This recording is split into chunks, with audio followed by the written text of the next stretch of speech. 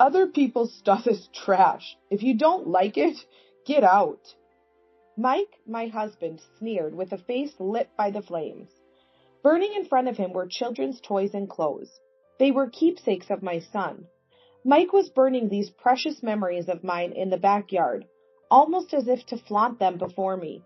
The emotions welling up in my heart. Anger and hatred. I will not forgive him. Mike, who hurt Henry and mocked his death. And Jane, who stole precious time from Henry.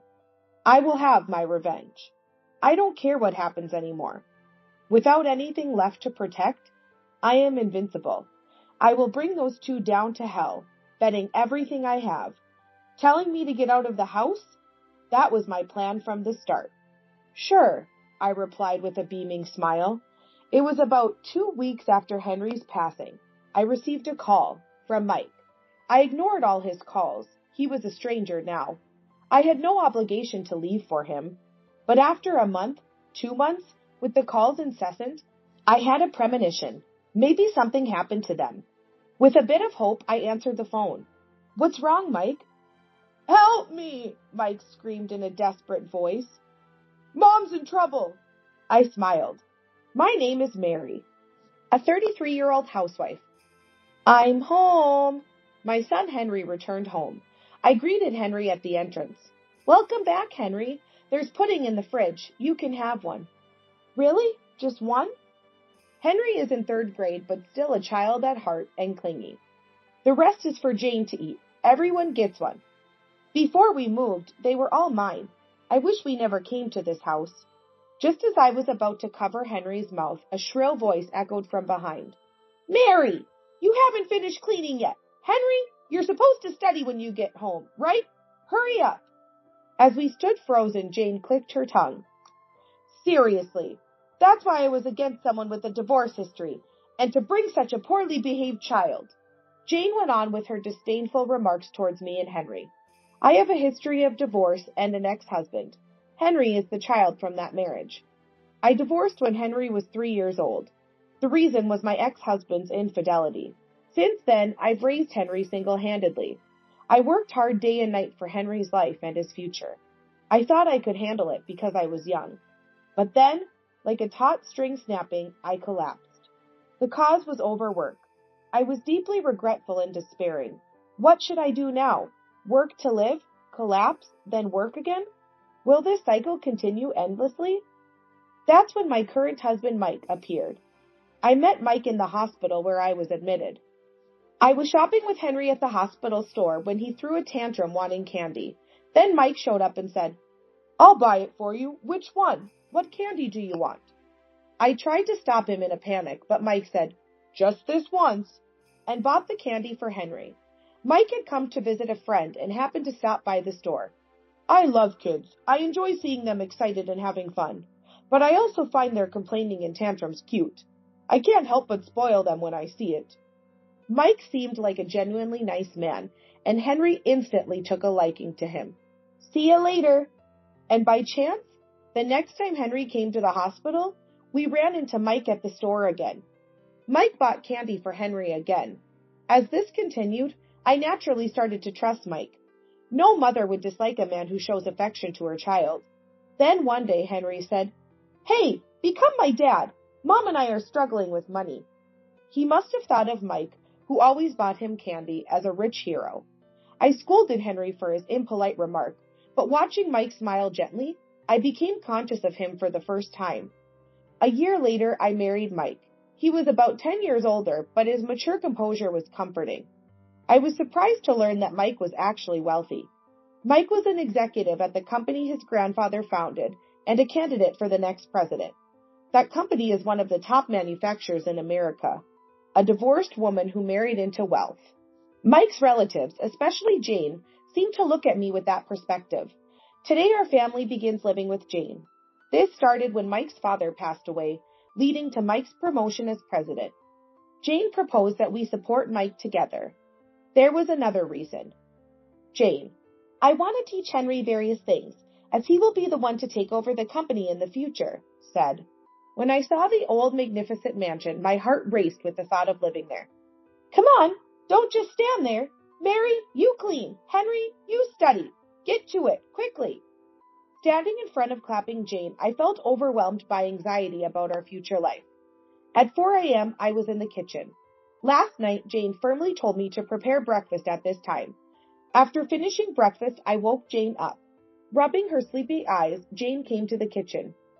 Jane, how is it? In front of the breakfast I made, Jane crossed her arms. Then she sighed. I can't believe it. You actually prepared bread for breakfast. This wasn't supposed to be in this house. You must have bought it on purpose. I peered at the irritated face of Jane. Would you have preferred something else? Of course. The main meal should be gluten-free. Gluten-free bread, scrambled eggs, and vegetable soup. That's the standard. You do know that wheat is poison to our bodies, right? Jane looked at me sharply. I'm sorry. I didn't know. You see, wheat doesn't suit our bodies. Wheat components harm our brains. You knew that, didn't you? No, I didn't know that. Young people these days just watch TV. That's why they get brainwashed easily. Read books. Otherwise, you'll become stupid. I apologized to Jane. Thank you for telling me. From now on, I'll prepare gluten-free bread for breakfast. No, you can't. Jane pointed at the breakfast. Remake it, right now. Stunned, I saw Jane smirking at me. Lucky you, there's still plenty of time before Mike and Henry wake up. Be grateful. Grateful for the time? I thought for a moment and then asked Jane. So, you mean you gave me time to remake it? That's right. I knew this would happen with a commoner and a divorced woman. Jane nodded proudly. It meant she had set the time for breakfast, anticipating I'd have to remake it. I had thought it odd to wake up so early. And the 4 portions of breakfast you prepared? Eat them yourself. Don't waste food. Jane, annoyed at my lack of immediate response, clapped her hands in front of me. Hurry up! Shrinking at Jane's shout in my ear, I thought, the wife in this house needs to support both home and employees. I'm trying to teach you how to do that. Open the fridge and start cooking. You'll remake it as many times as necessary until a proper breakfast is ready. Jane ranted in my ear. Overwhelmed by Jane's outburst, I immediately opened the fridge and took out the ingredients. Lately, I hadn't been able to have a proper conversation with Henry.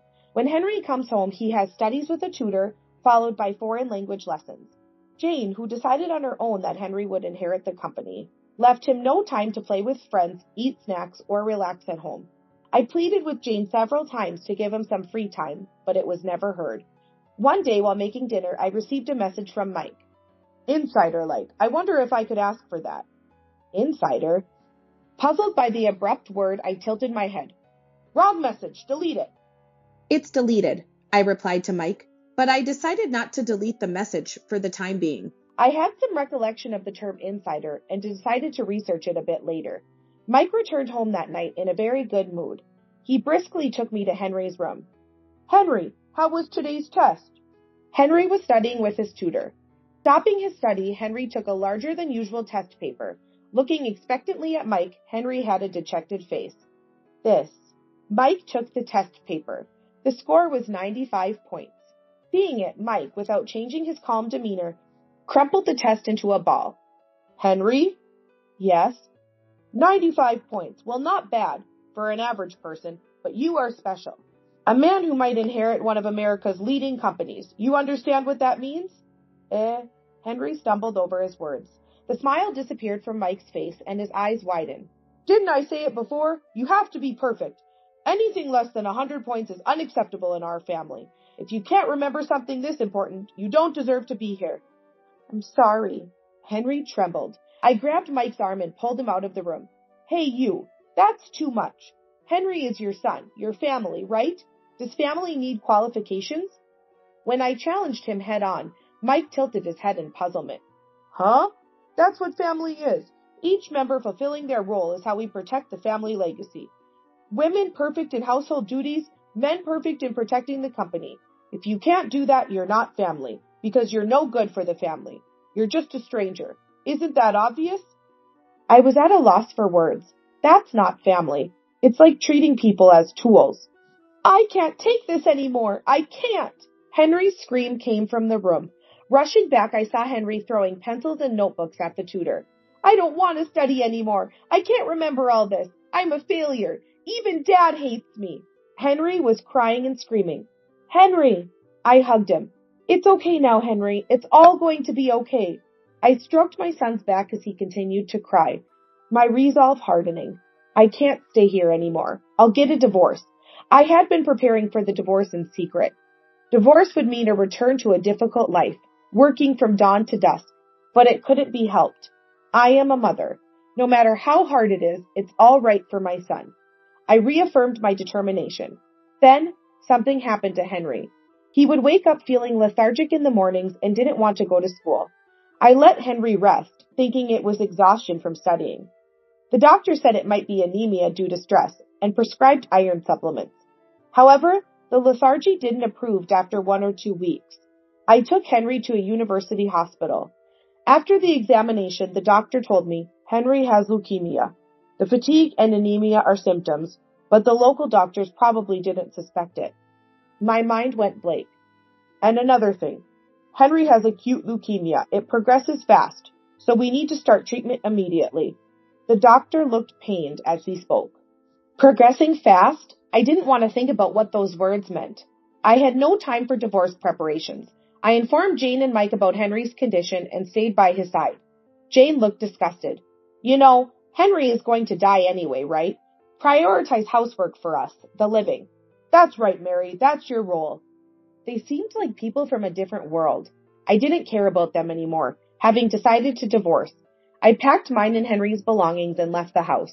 I supported Henry's hospital life wholeheartedly. But despite my efforts, Henry passed away in heaven after only 6 months. It was so sudden. Too abrupt an end. Just before he passed, Henry said in a faint voice, Mom? What, Henry? What is it? With doctors and nurses watching, Henry smiled, as if there was a bright future ahead.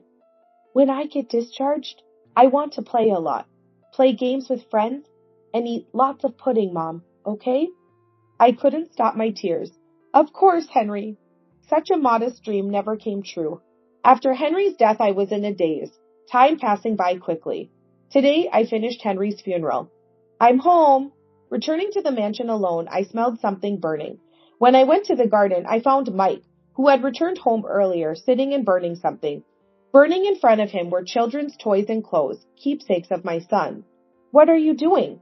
I couldn't comprehend the scene before my eyes. Burning trash. Mike said as if it was the most natural thing. That's not trash, that's Henry's. Mike laughed. Henry, huh? To me, he's just a stranger who couldn't fulfill his role in this family. His face, illuminated by the flames, turned red. Mike had a malicious grin. Other people's stuff is trash. If you don't like it, get out. Seeing his face, I finally understood. Ah, this is his true nature. At the same time, the emotions I had dulled since losing Henry resurfaced. Anger and hatred. Unforgivable. Mike, who hurt Henry and mocked his death, and Jane, who stole precious time from Henry. I will have my revenge. Nothing matters anymore. I have nothing left to protect. I will bring those two down to hell with everything I've got. Telling me to get out of the house? That was my plan from the start. Sure, I answered with a broad smile. I divorced Mike. Mike himself handed me the divorce papers. He must have prepared them as soon as he realized Henry wouldn't conform to his expectations. We were just tools to Mike and his family. It was about 2 weeks after Henry's death. Every day I spoke to Henry's photo and steadily prepared for my revenge.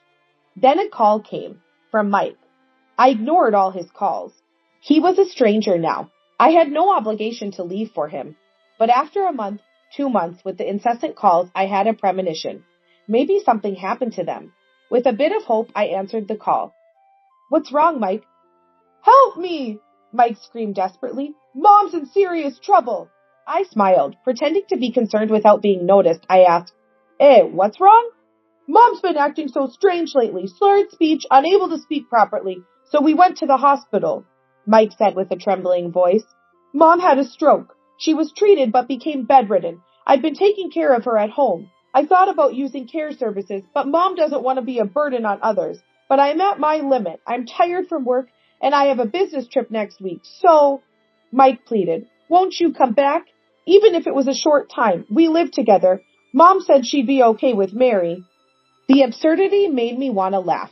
Classic Jane. She probably just wanted to exploit me. But after a moment's thought, I said, that's tough. I owe Jane a lot. Now it's my turn to return the favor. Thank you, Mary. Mike sounded so happy he might have been crying. I was looking forward to when those tears would turn to sorrow. I returned to the mansion and took care of bedridden Jane. Here's your breakfast. I prepared wheat bread. I pushed the bread into Jane's mouth.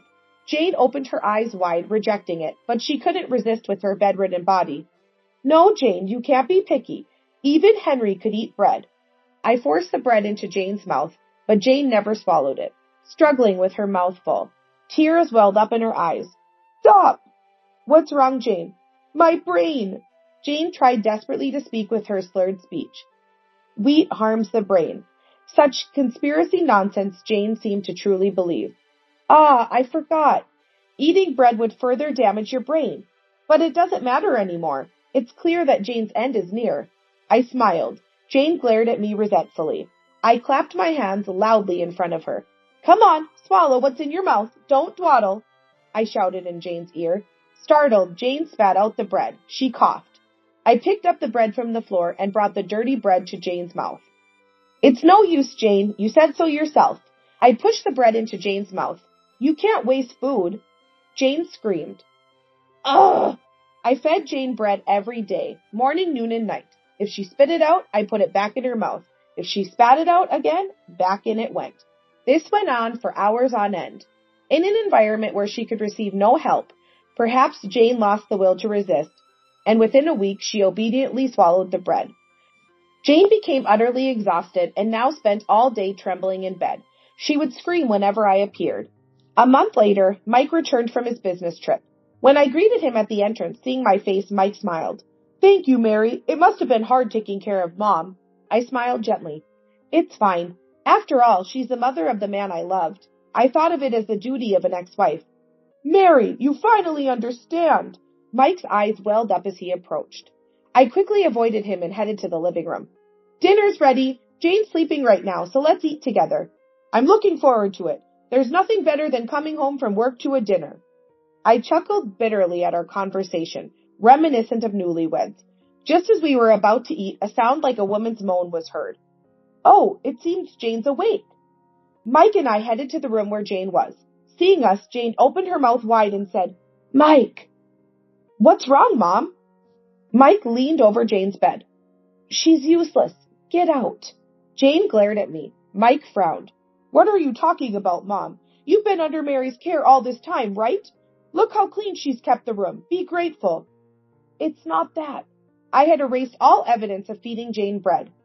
Listen, Mary even made my dinner. She fulfilled her role admirably. But, Mom, you just lie in bed all day.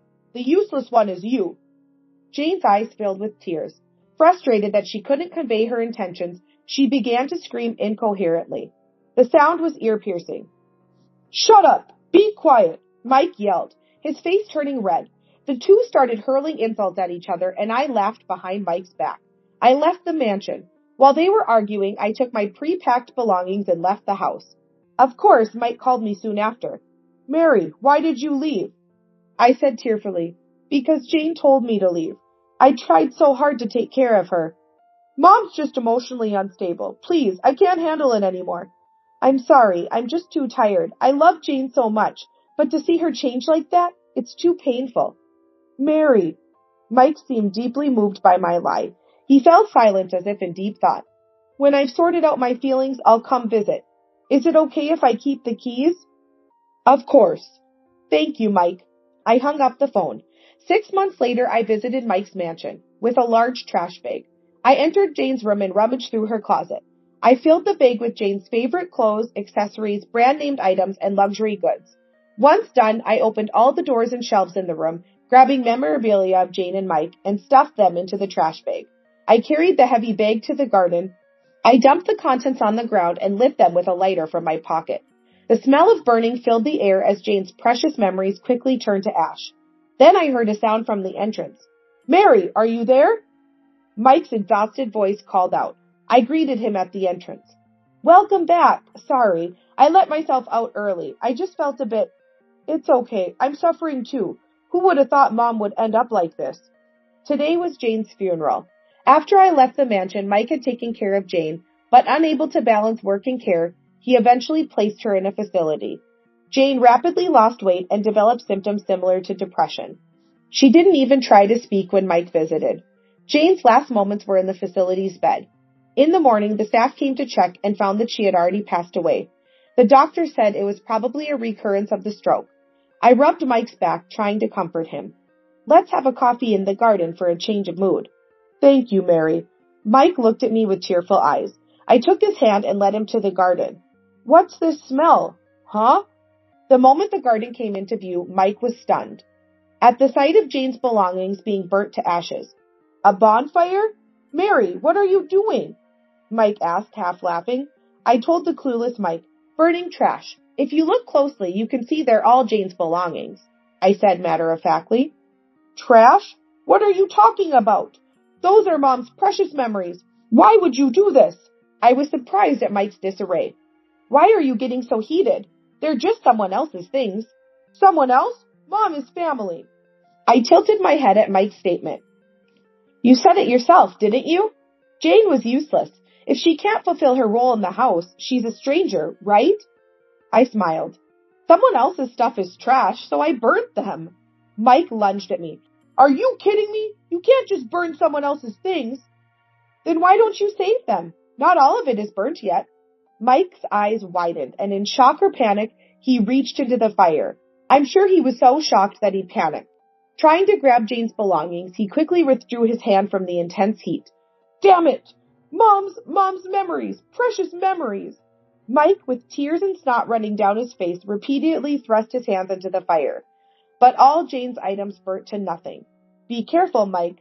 I extinguished the remaining fire with a bucket full of water. Looking at the pitiable remains of Jane's belongings, Mike collapsed. Why? Why would you do this? You took care of Mom. You cooked for me. Yes, all that was to gain your trust. Poor Jane. She couldn't even get her own son to believe the truth. What do you mean? Did you do something to Mom? I didn't do anything. Just took care of her.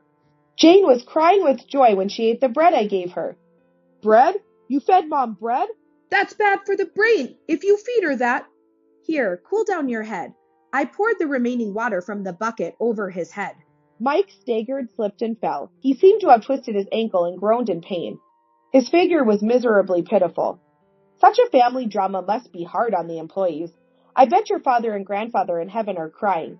Maybe it's better if the company just collapses. I threw the bucket away from Mike. My revenge isn't over yet. I left Mike and walked out of the mansion.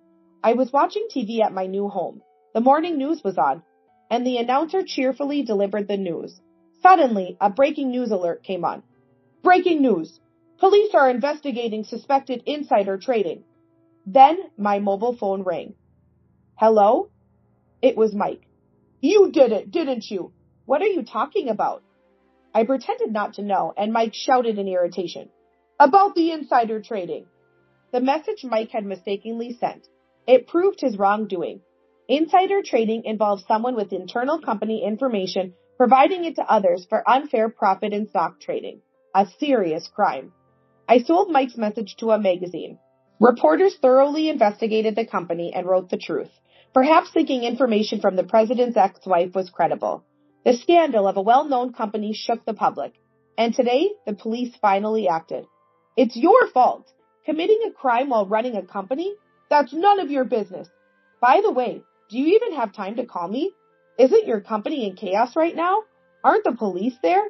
Mike's evasive response made me somewhat understand. You're running away, aren't you? Mike fell silent. That must be his answer. I sighed. You said it yourself, didn't you? The man's role is to do a perfect job to protect the company. I mocked Mike audibly. Good job. You really did a great job in the end. I sent him my sincerest congratulations and hung up the phone. I didn't forget to inform the police about the call from Mike. Mike was arrested. It turned out he had been insider trading all along to maintain relationships with business partners. Since Mike became president, the company's reputation with partners had plummeted. Amid companies terminating deals, Mike resorted to criminal acts to keep the few remaining partners. Who could have imagined such an end for a company that had lasted generations? Pathetic. That's all I could think. That night I was planning my next move. It wasn't enough. This was too meager for Henry. Henry wouldn't forgive me. Lost in these thoughts at my desk, I must have fallen asleep. I found myself in a dream. Standing in an empty space, I was suddenly hugged tightly around the waist from behind. I turned around immediately. Henry? Henry looked up at me with a gentle face. I crumbled to the ground. I'm sorry, Henry. It's because Mom remarried, thinking we could be happy as a family of 3. What a foolish dream, Henry. Henry shook his head in my arms. Mom? Henry looked at me and smiled. Thank you. At that moment, I woke up. Tears were streaming down my cheeks. Remembering Henry's face in the dream, I cried my heart out. A long time passed. In the morning, I finished getting ready and headed to the entrance. I gazed at the photo of Henry propped up there. Accepting Henry's death wasn't something I could easily do. I've heard plenty of advice about not dwelling on the past and looking forward, but none of it resonated with me. But at least I wanted to live in a way that wouldn't embarrass me in front of Henry in heaven. And when I meet Henry again, I'll tell him everything I experienced. The things Henry couldn't do, the things he wanted to do, I'll experience and share them. I'm leaving now, Henry. I left the house with a smile. The sky was clear and blue, and the sun was dazzling.